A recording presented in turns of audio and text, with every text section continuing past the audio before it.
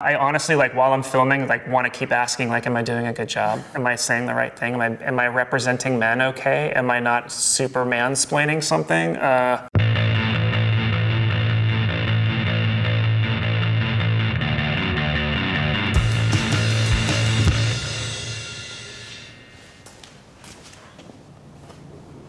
Hey. Hi. When did you first hear about abortion and what it is? I was born in 1959. The idea of abortion was almost like a witchy thing. It was almost like you could go to like an old lady in Louisiana and take some herbs, and that's how much it was a magical mystery to us. I was raised in a very Christian household. I remember hearing that abortion was not an acceptable thing. I was in high school. There was a girl that already had 2 kids. Her family wanted her to have an abortion, and then she was just like, there's no way, I don't believe in it. How did you feel about that when you heard about that? I felt like it was messed up because I didn't really quite understand it. Does it make you feel uncomfortable at all to talk about abortion? Oh, for sure, yeah. Yeah, a little bit. Yeah, it almost feels like men shouldn't talk about it, like it's not their domain. Why do you think men have a harder time talking about this issue? Because we don't know, usually. We just don't know a damn thing about abortion. Honestly, I think most men don't care. The men who don't feel uncomfortable talking about this issue are trying to take away abortion access from women. I think that it makes it difficult for men to speak up. As somebody who feels like they want to be an advocate for women and women's rights, I want to be able to talk about it openly, but at the same time, I don't want to get in the way. Like, I don't want to pretend like I'm an expert on abortion and take up the space of someone who's actually having to make that decision for themselves. Do you think some men are afraid of saying like the wrong thing when talking about this topic? I'm terrified of saying the wrong thing. Are you kidding me? I feel that all the time.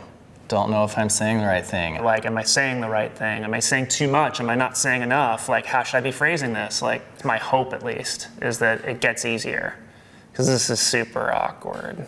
Have you ever talked to another man one-on-one about abortion? Not too much, nah. That's kind of like one of those things that guys don't really talk about to each other. I can't imagine, like, at the bar. So what do you think about abortion?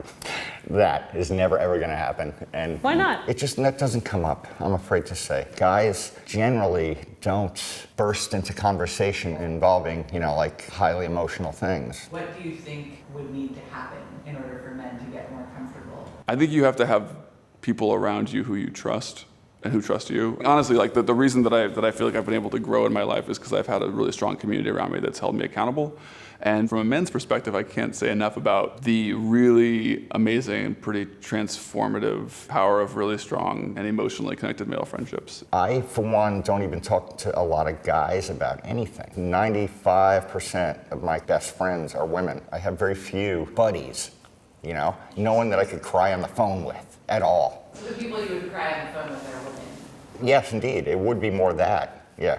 Men are like so used to women just like handling everything for them, including talking about difficult topics. Even men who are like really supportive of women, right, are like still really used to women just handling everything. And I'm probably guilty of that. What do you think that women want from you in this conversation?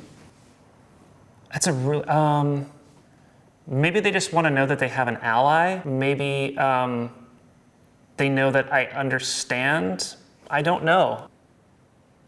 So weird. I totally feel like I'm saying the wrong shit. Has your life been impacted by abortion access? No. I've never gotten somebody pregnant that ended up having an abortion. Do you know that for sure? I'm pretty sure anybody that I've ever been with wanted to have a kid with me, so I don't think that would have been a problem. Has your life been impacted by abortion access? No, not directly. Yes, but not in a way that I can say is like a direct action that I can point to. It affects friends, it affects family members, it affects society, politics. There's not anything that it doesn't touch, so I guess yes. Has your life been impacted by abortion access? Yeah, I got someone pregnant when I was young. She told me she was going to get an abortion and did not want me to help out in any way, which was kind of hard for me to accept. Even still a little bit hard for me to accept because I want to do the right thing and be supportive. But that's what she wanted, so that's what we did. Do you think that experience affected the way that you talk to women about these things in the future?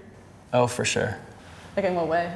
I got a vasectomy, don't have to worry about jack shit anymore. Have you been responsible for contraception in your relationships before? Oh yeah, I don't trust women.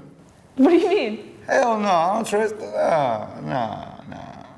I love women, but I don't trust them. If I go to a girl's house and she had the condoms, that would be hella sketchy to me. Like I'd be What? like, so you just do this all the time? Like I don't know about you. Would you sleep with someone who was against abortion? Yeah, that wouldn't be a deterrent. But would you ever sleep with someone who was against abortion? Probably no. No. Hell no. Probably not. Have you ever had that conversation with a partner before you sleep with them? No, I don't think so. I don't think that's a conversation that has ever come up before I've slept with someone. Why not? It's a downer. If you're having the conversation about abortion before you're having sex, it sounds super healthy. And that's not the way that people communicate. So the title of this video series is Abortion is for Everyone. Does that resonate with you at all? And it's okay if it doesn't. Yeah, I feel like abortion, it impacts everyone. But is it for everyone? I think people have a choice to make. The title of this video series is Abortion is for Everyone. Does that resonate with you? I could agree with that. Any of us could have been aborted.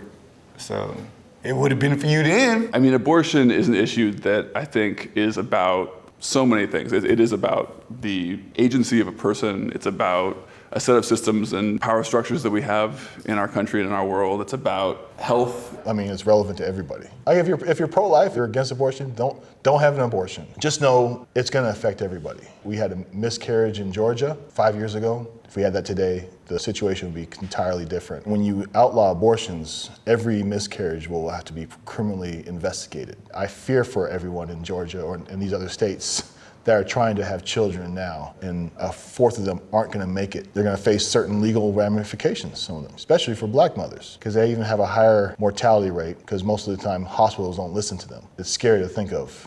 Do you think men should be talking about abortion?